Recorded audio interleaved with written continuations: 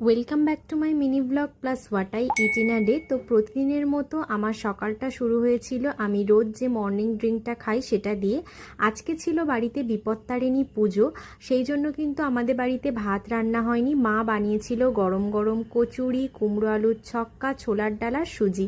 আর মা এদিকে পুজো দিয়ে চলে এসেছে। আর মা যেখানে পুজো দিতে গিয়েছিল না, সেখান থেকে এগুলো দিয়েছে। তো ব্যাপারটা আমার বেশ ভালো লাগলো। আমি প্রথমবার কোনো জায়গায় এরকম দিতে দেখলাম।